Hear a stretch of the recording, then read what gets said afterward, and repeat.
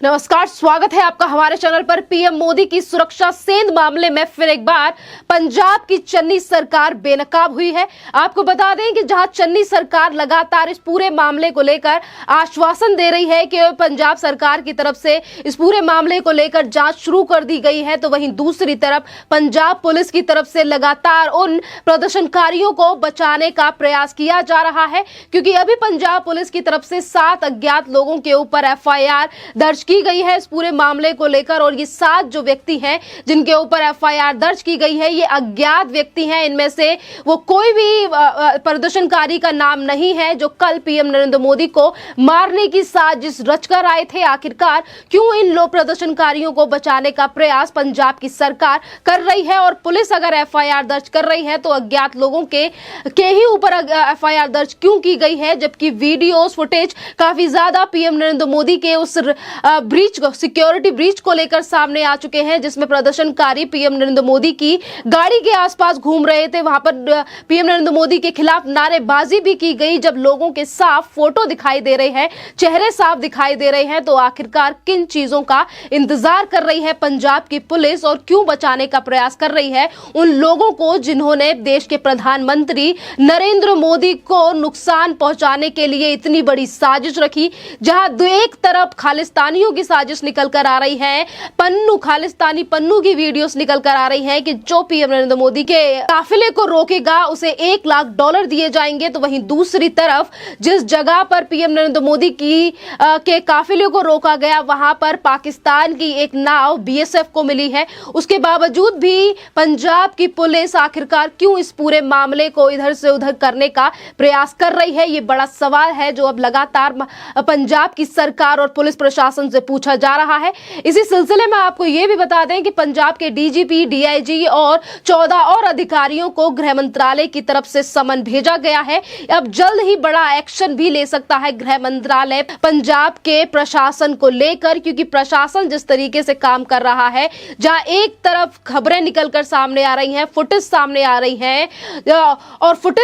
रही हैं और यह भी है कि पोल खुल चुकी है, बेनकाब हो चुकी है चन्नी सरकार और पंजाब सरकार का पुलिस प्रशासन, क्योंकि जहां एक तरफ ये बात कही गई थी कि पीएम नरेंद्र मोदी पंजाब आ रहे हैं, उनका एक प्रोग्राम है, तो पंजाब सरकार की तरफ से बड़ी जोर से शोरों से ये बात कही गई थी कि 10,000 से ज्यादा पुलिसकर्मियों को लगाया गया है। और वही पुलिसकर्मी कल जब 5 जनवरी को जब सिक्योरिटी ब्रीच हुआ तो यही पुलिसकर्मी आरोपियों के साथ खड़े होकर चाय पी रहे थे, और आज उसी पुलिस की तरफ से उन प्रदर्शनकारियों को बचाने का प्रयास किया जा रहा है। एफआईआर उन लोगों के ऊपर दर्ज नहीं की जा रही है। आखिरकार क्या संबंध है पंजाब की सरकार का उन प्रदर्शनकारियों के साथ और उन खालिस्तानी गैंग के साथ जो लगातार देश के प्रधानमंत्री नरेंद्र मोदी को मारने की साजिश चल रहा है। जहां एक तरफ पंजाब सरकार पूरी तरीके से बेनकाब हो चुकी है इन प्रदर्शनकारियों को लेकर, तो वहीं दूसरी तरफ बीजेपी लगातार हमलावर है कांग्रेस के ऊपर। जहां स्मृति ईरानी ने भी सोनिया गांधी के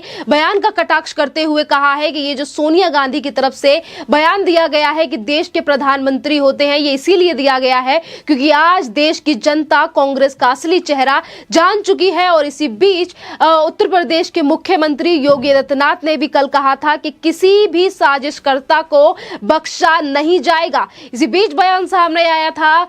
असम के मुख्यमंत्री हेमंत बिश्व शर्मा का, और उन्होंने भी कहा कि ये पीएम नरेंद्र मोदी को मारने की साजिश है। कैबिनेट मिनिस्टर गिरिराज सिंह ने भी कहा कि पीएम नरेंद्र मोदी काफी ज्यादा लोकप्रिय हैं और पीएम नरेंद्र मोदी को मारने की साजिश ये रची गई थी, और ये पीएम नरेंद्र मोदी ही नहीं बल्कि देश के 130 करोड़ देशवासी हैं, उनको नुकसान पहुंचाने की कोशिश की गई है। और साथ ही गिरिराज सिंह की तरफ से ये भी कहा गया कि जिन लोगों ने खुद ही ये साजिश रची वो क्या इस पूरे मामले की जांच कराएंगे, क्योंकि आज जो कांग्रेस और कांग्रेस के प्रशासन की भूमिका है उसको लेकर लगातार सवाल उठ रहे हैं। क्योंकि चन्नी सरकार से जब गृह मंत्रालय की तरफ से इस पूरे मामले को लेकर विवरण मांगा गया, रिपोर्ट मांगी गई, तो सरकार की तरफ से कहा गया कि हमने गृह मंत्रालय को रिपोर्ट सौंप दी है। जब पुलिस को पता था और पुलिस की तरफ से और गृह मंत्रालय को आज जो रिपोर्ट सौंपी गई है उसमें पंजाब सरकार ने कहा कि पीएम नरेंद्र मोदी की रैली को लेकर वो जो आने वाले थे कार्यक्रम था उसको लेकर लगातार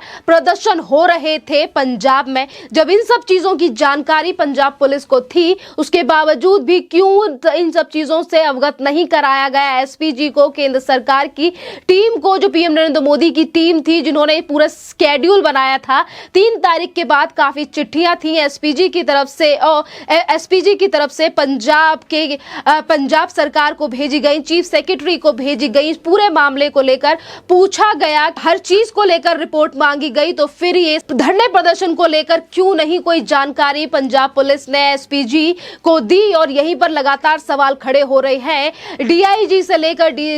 से लेकर एसएसपी की भूमिका पर, कि आखिरकार जब आपको इन सब चीजों के बारे में पता था और आप अभी बता रहे हैं कि पंजाब में इस तरीके के हालात हैं, तो जब ग्रीन लाइट कैसे देती, क्योंकि पीएम रूट जिस जगह पे लगता है तो वहां पर प्रशासन को पहले हरी झंडी दिखानी पड़ती है कि हाँ पूरा रूट क्लियर है, यहां से पीएम नरेंद्र मोदी गुजर सकते हैं। और अगर रूट पर अगर चल के इतनी तादाद में लोग खड़े थे और इतने ज्यादा प्रदर्शनकारी खड़े थे, 20 से ज्यादा ट्रैक्टर खड़े थे, तो इस बात की जानकारी आखिरकार प्रशासन की तरफ से क्यों नहीं दी गई? क्योंकि जहां एक तरफ लगातार बड़ी बातें चन्नी सरकार की तरफ से की गई और दूसरी तरफ जब पीएम नरेंद्र मोदी को मारने की साजिश इन प्रदर्शनकारियों की फेल हो गई, तो अब उसके बाद एक बयान कांग्रेस सरकार के सामने आ रहे हैं। तो कभी ये कहा जाता है कि मुख्यमंत्री कार्यालय में 2 लोगों को कोरोना हो गया, इसके चलते मुख्यमंत्री देश के प्रधानमंत्री नरेंद्र मोदी को रिसीव करने नहीं पहुंचे। तो वहीं चीफ सेक्रेटरी से लेकर तमाम लोगों की तरफ से अब नए बहाने बनाए जा रहे हैं, और यही बड़ा कारण है कि आज गृह मंत्रालय की तरफ से 3 सदस्यीय एक अलग कमेटी बनाई गई है इस पूरे मामले की जांच करने के लिए। सुप्रीम कोर्ट ने भी इस बात को जहां तक है ऑब्जर्व किया होगा आज की सुनवाई के दौरान, क्योंकि आज सुप्रीम कोर्ट में जब सुनवाई चली इस पूरे मामले की, तो सॉलिसिटर जनरल तुषार मेहता की तरफ से भी इस बात का उल्लेख किया गया कि उस पुलिस पर किस तरीके से भरोसा कर लिया जाए जो पुलिस खुद सिक्योरिटी ब्रीच के समय पर आरोपियों प्रदर्शन करने वाले लोग थे उनके साथ खड़े होकर चाय पी रही थी। क्या पुलिस की जिम्मेदारी नहीं थी कि पीएम नरेंद्र मोदी को रूट खाली कराया जाए और उन प्रदर्शनकारियों को वहां से हटाया जाए? पर उसके बावजूद भी पुलिस उन्हीं प्रदर्शनकारियों के बीच में खड़े होकर छाता लेकर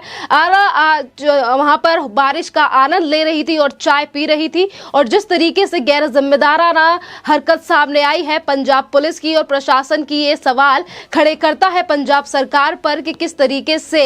क्या सपोर्ट किया गया पंजाब सरकार की तरफ से उन प्रदर्शनकारियों को। ना ही तो उन्हें हटाने का प्रयास किया गया और ना ही तो उनसे कोई अपील की गई कि पीएम नरेंद्र मोदी को यहां से रास्ता दिया जाए। बहरहाल वहां से अगर पीएम नरेंद्र मोदी खुद भटिंडा एयरपोर्ट के लिए लौट गए, और यही बड़ा कारण था क्योंकि ये सारी चीजें पीएम नरेंद्र मोदी ने देखी होंगी कि किस तरीके से पुलिस वहां पर खड़ी थी, वो जो प्रदर्शनकारी थे उन्हें हटाने का प्रयास नहीं किया गया। और यही बड़ी बात है जिसको लेकर पीएम नरेंद्र मोदी ने भटिंडा के एयरपोर्ट पर जाकर चन्नी सरकार के जो अधिकारी थे उनसे कहा था कि अपने मुख्यमंत्री से कहिए कि धन्यवाद, मैं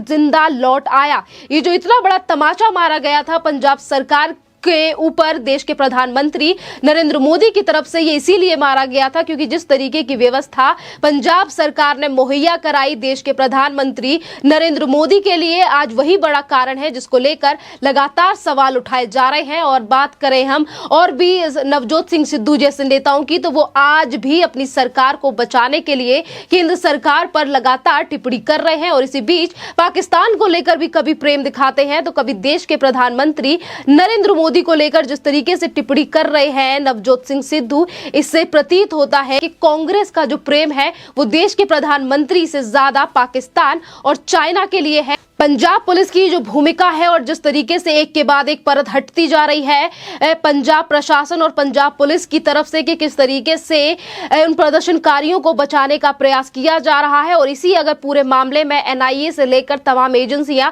जांच कर रही हैं, तो अब देखना अहम होगा कि गृह मंत्रालय पंजाब सरकार और पंजाब के प्रशासन को लेकर आखिरकार क्या एक्शन लेता है। क्योंकि जिस तरीके से प्रतीत होता है कि आने वाले समय में पंजाब में चुनाव हो ना हो पर राष्ट्रपति शासन जरूर लग सकता है, क्योंकि जिस तरीके की चीजें आज पंजाब सरकार की तरफ से निकलकर सामने आ रही हैं कि जहां एक तरफ मुख्यमंत्री अपने आप को बचाने के लिए कोरोना का हवाला देते हैं और दूसरी तरफ मुख्यमंत्री खुद ही मास्क पहनकर नहीं दिखते और रैलियां करने के लिए रिपोर्टर्स के साथ जाकर इंटरव्यूज भीड़ में जाकर देते हैं, तो ये चीज प्रतीत करती है कि आखिरकार कांग्रेस की क्या मंशा थी देश